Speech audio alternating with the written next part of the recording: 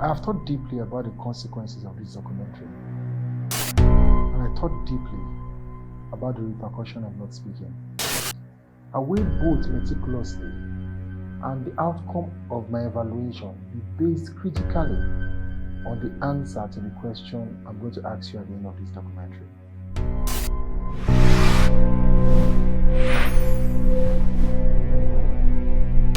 The fate of a Nigerian youth.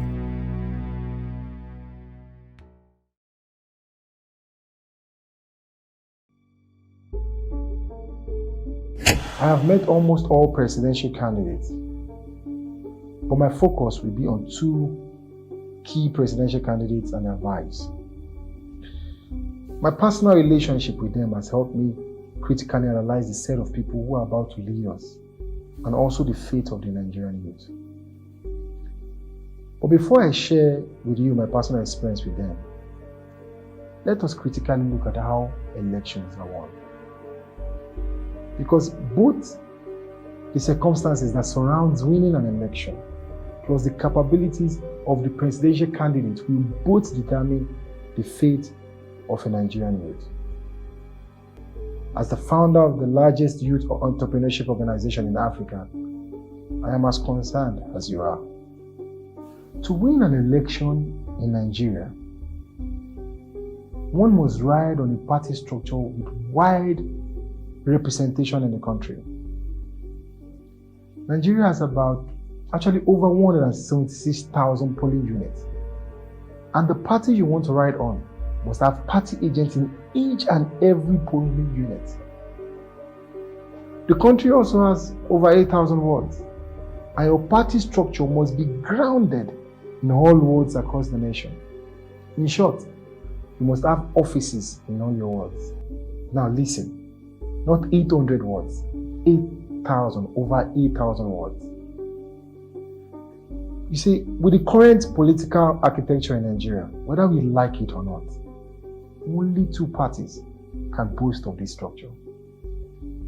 The intention of this structure is to mobilize directly their party faithfuls and political jobbers on election day to vote for their candidates. Most times, this is usually promoted by their elective officials in the region. Nigeria has about 5,000 elective officials, ranging from officials in the National Assembly, the House of Representatives, state governors, local government chairmen, councillors, and many others. These political gladiators often direct their armies towards their political directions. In most cases across the world, parties with the greatest representations of elective officials usually win elections. Yes, a good number of crowd and young population could create an effect. I don't disagree with that. But we must also remember the 25% win, the minimum of 24 state rule that is applicable in our constitution. What this means, or what this simply strengthens, is the importance of the political structures I'm speaking about. My fellow young people, to be honest with you, our faith is simply an open truth. It's an open one. None of us has built the type of structure that is needed to win a presidential election in Nigeria. And if at all we start building today, we will also be old by the time our structure is ready. Is it possible that this may justify the reason why most of our candidates and presidents are often of a older age? Nigerians, let us not make our analysis, judgment, or even our vote based on our emotions and sentiments, rather than critical thinking and analysis that will benefit our common intention. With the analysis on ground now, this battle is among two political parties. Now, what then is our fate among them both?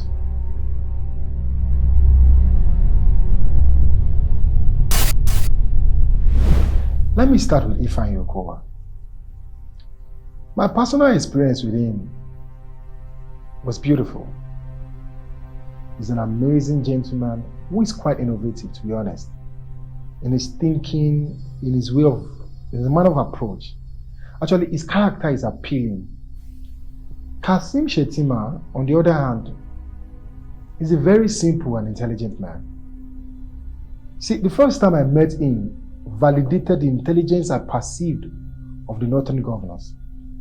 But one of the things that he did that shocked me the most was when we worked on the project for the internally displaced persons called Empower Bono. As a sitting governor, this man drove all by himself without security or aid. This was around 12 midnight or probably a few minutes after 12 to check up on our project implementation plan at our operation base.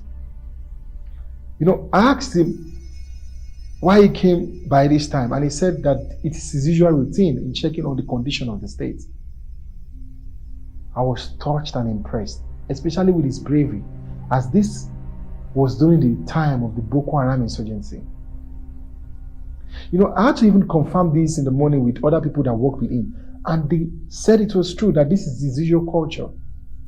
Shettima's love for people is very glaring. And despite the challenges of the Boko Haram insurgency, the development that came into Borno State and the rebuilding of the state is a major credit to him.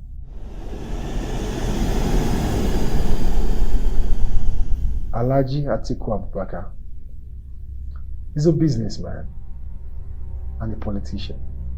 I respect his tenacity both in business and in politics. Of course, his diehard spirit is evident to us all to see. And my experience with him was of no difference, as he always stays committed to whatever he does. Asiwaju Bola Ahmed Tinubu. Most people refer to what he has done in Lagos and refer to him as the architect of Lagos and many other things like that. But I beg to differ, because my relationship with him when he was then the chief executive patron of our entrepreneurship organization was quite different. I witnessed firsthand his passion for young people and his concern for poverty eradication through entrepreneurship in not just Nigeria, but also in Africa.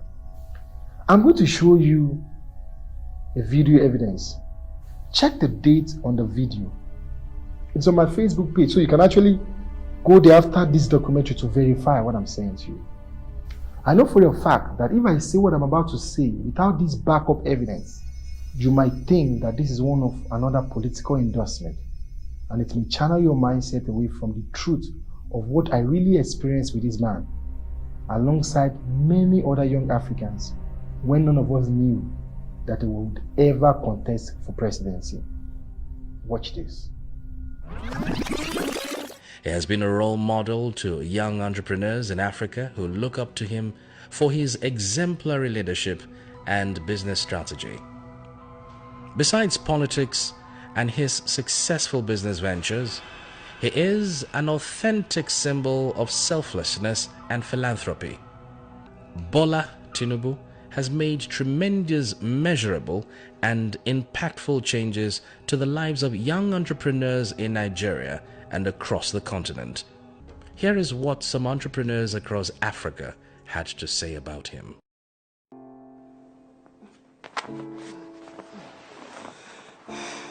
When I heard Ian will be outside Nigeria, I felt that my story should be passed across. Being a single mother wasn't easy until Ian and Bola Tinubu came to my aid. I just want to say thank you. Thank you so much. Nashukuru EYA, nashukuru Bola Tinubu zaidi kwa kusaidia biashara yetu. Thank you Bola Tinubu. Thank you EYA. My business is going. Olá, gostaríamos de agradecer a Deus que o nosso salão está um sucesso. Também gostaríamos de agradecer ao EYA e especialmente o nosso patrão Bola Tinubu. EYA بعشرة دار عاوسان إلى خير نسي جزاك الله خير. O community tí ní àjíjọbí dúpẹ́ lọ́wọ́ bàbá wa Bola Tinubu àti EYA fún ìrànlọ́wọ́ tó ń ṣe fún mi nípa iṣẹ́ ọwọ́ mi. mo dúpẹ́ lọ́wọ́ yín ẹ ṣé o ọlọ́run á máa jẹ́ kí kẹ́ máa lọ síwájú o ẹ ṣé bàbá wa. Thank you, AYE. Thank you, Bola Tinubu. Asiwaju Bola Ahmed Tinubu. He is a true entrepreneur. Even while he was governor of Lagos State, he ran Lagos State as a company. His entrepreneurial skills helped in the development of the state. Only a true entrepreneur would be able to take an institution or an establishment from scratch even without capital. Without the support of the federal government, Asiwaju turned around the economy of the state and laid platforms upon which other governors are now looking towards. And his work goes far beyond Lagos State and Nigeria. He has affected life all across Africa. His generosity has affected the huge numbers of people in this continent that I can openly say that if we have 100 of Asiwaju, this continent will never be the same. Here's a man that never jokes with the matters that concerns the youth. Out of his busy schedule, Asiwaju always creates time. I've met him standing, I've met him sitting, I've met him on his way out, I've met him on his way in, daytime, nighttime, and Asiwaju will still have an open ear for matters that concerns the youth. And what else can I say, or how else can I describe a man that his passion for this continent has only led to his progress? Africa is blessed to have him.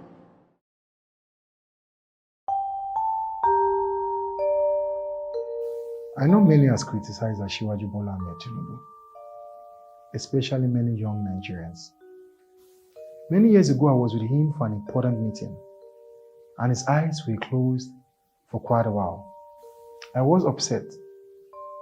Why would he be sleeping when I was making such an important presentation? Why will I travel this far and the person I'm presenting to is sleeping? All of a sudden, Asiwaju opened his eyes and asked me critical questions on almost every single slide in the presentation. I was shocked to my bones that this man wasn't sleeping at all. And that was the day I learned that when Bola Ahmed Tinubu closes his eyes, his mind is wide open. My personal experience with this man has exposed me to his desire and love for young people. From the video you have just watched, you can clearly see that Asiwaju has empowered many young people, many across different parts of Africa. I know some certain young African students that Asiwaju single-handedly sponsored their education all through their university days. This was in other African countries. The question is, was he trying to run for president in those countries as well? Or does he genuinely have a heart for humanity? Yes, many of you may want to overlook generosity in the attributes of choosing a leader. But do you know that the gateway to generosity is compassion? What then makes a great leader without compassion? Asiwaju Bola Ahmed Tinubu has done well for many young people in Nigeria in developing them, sponsoring them, and has created many leaders out of them. Most of those you hear often in leadership positions that Asiwaju developed verified their ages when they met him. Asiwaju is bold and he makes brave decisions. I can only imagine the transformation of Nigeria's economy and security with the combination of Shetima's brilliance with Asiwaju Bola Ahmed Tinubu.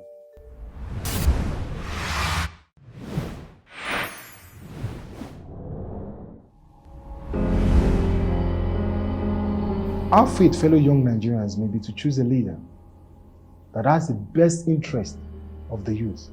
Because for a young person to run a political office in Nigeria, he or she needs a leader who can either involve them or transfer power to them. I would never tell you who to support, but make this judgment yourself. Remove all sentiments, tribalism, and religion. Fellow Nigerians, apply logic and common sense and choose a candidate that has not just the ability to win, but one that can cover the interest and desire of our Nigerian youth. As I end, I would like to make my predictions, but also make my wishes. My prediction is that the person that will win this election is an elderly man. And my wish is that may the elderly man that has the greatest interest of the youth at heart win this election. You may consider my prediction wrong. You may consider them baseless. But watch this documentary again after the election. And maybe some of the things I've explained in this documentary will then make sense to you. You may wonder why I did this documentary. But if I saw all this, and I know all this about this candidate, and I keep quiet, my conscience will judge me. And if I saw all this and know all this about Asiwaju Bola Ahmed Tinubu, and I see many youths criticizing daily that he has not the interest of the young people at heart. If you were God, and I kept quiet after all that I know and I experienced, how will you judge me?